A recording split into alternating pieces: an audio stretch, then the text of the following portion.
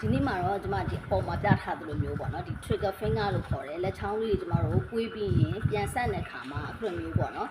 ကြံခဲ့ပြီးတော့ထောက်ဆိုမှပြန်ပြီးတော့ဆန့်လို့ရတာပေါ့နော်ဒီလိုပြဿနာမျိုးရှိရသူဆိုရင်ဒီဗီဒီယိုလေးကိုအဆုံးထိအောင်ကြည့်သွားပေးပါအားလုံးပဲမင်္ဂလာပါကျမကတော့ physiotherapy ဆရာမတီတီပဲဖြစ်ပါတယ်အဲ့တော့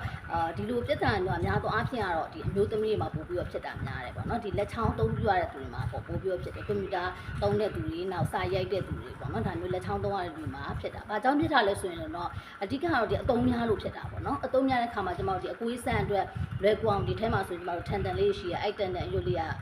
သုံးများတဲ့ခါမှာရောင်လာမယ်ရောင်လာကြတဲ့ခါမှာဆိုလို့ရှိရင်တော့ကျမတို့ဒီထူလာတာပေါ့ရောင်လာတဲ့ခါမှာဆိုတော့ထူလာတဲ့ခါမှာကျမတို့ကိုယ်ရဲ့ဆန့်တဲ့ခါမှာဆိုလို့ရှိရင်လွယ်လွယ်ကူကူချွတ်ချောင်းမုံမဟုတ်တော့ပဲနဲ့သူကဒီမှာထောက်ဆို stack ဖြစ်နေတာပေါ့နော်ဒါမျိုးကိုကျမတို့ trigger finger လို့ခေါ်တယ် tenosynovitis လို့လည်းခေါ်တယ်ပေါ့နော်အဲ့တော့ကျမတို့ရောင်နေတော့ရောင်တက်တာအောင်ပေါ့နော်ရောင်တက်တာအောင်မလုပ်လို့ရမယ်ဆိုရှင်ကျမတို့ဒီရေခဲပေါ့နော်ရေခဲကို10မိနစ်လောက်လေးပေါ့နော်ဒီနားတဲ့နေရာလေးပေါ့နော်ဒီနားတဲ့နေရာလေးမှာရေခဲကတ်လို့ရမယ်နားတဲ့နေရာလေးကိုရေခဲကတ်လို့ရမယ်ပြီးရင်ရင်နွေးပေါ့နော်ရင်နွေးလေးကိုခဏနွေးလေးကို15မိနစ်10မိနစ်15မိနစ်လောက်ရင်နွေးလေးစိမ်လို့ရတယ်ပေါ့နော်ဒီဖြစ်တဲ့လက်ချောင်းလေးကိုရင်နွေးလေးစိမ်လို့ရမယ်ပြီးသွားပြီဆိုလို့ရှိရင်တော့ကျမတို့ကဒီလက်ချောင်းရဲ့ဒီလိုအောက်ခြေလေးပေါ့နော်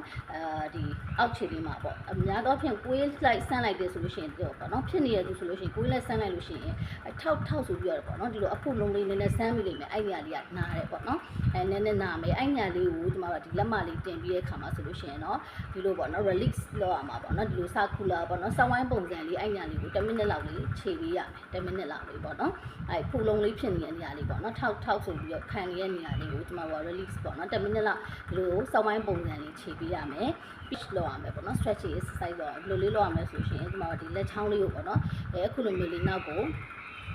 ဆွဲပြီးတော့ဆန့်ပြရမယ်ပေါ့နော်လက်ချောင်းလေးဒီလိုမျိုးလေးပေါ့နော်ဆွဲပြီးတော့ဆန့်ပြရမယ်10ချိန်ကနေပြီးတော့15ချိန်ထိတစ်ခါပြုလုပ်လို့ရှိရင်10ချိန်ကနေပြီးတော့ကြတော့နော်15ချိန်ထိပြုလုပ်လို့ရမယ် stretch လုပ်ထားမယ်ပြီးရင်ပြန်လျှော့မယ် stretch လုပ်ထားမယ်ပြီးရင်ပြန်လျှော့မယ်ပေါ့နော်ကျန်တဲ့လက်ချောင်းလေးကိုလည်းလုပ်ပေးလို့ရတယ်နော်ကျန်တဲ့လက်ချောင်းလေးလည်းလုပ်ပေးလို့ရတယ် stretch လုပ်မယ်နှစ်မျိုးပေါ့နော်နောက်တစ်မျိုးကပြီးပြီဆိုရင်တော့ကျမတို့ဒီ gliding ပေါ့ exercise ကိုခေါ်တယ်ဒီ exercise ပေါ့နော်ဒါဘဲနှုတ်တီးလိုမျိုးလေးပေါ့နော်အခုလိုမျိုးလေးဒီလိုလေးပေါ့နော်ဒီ exercise လေးကိုလည်းတစ်ခါပြုလုပ်လို့ရှိရင်10ချိန်ကနေပြီးတော့15ချိန်ထိပေါ့နော်ဒါလေးလည်းပြုလုပ်ပေးပါအခုလိုမျိုးလေးပေါ့နော်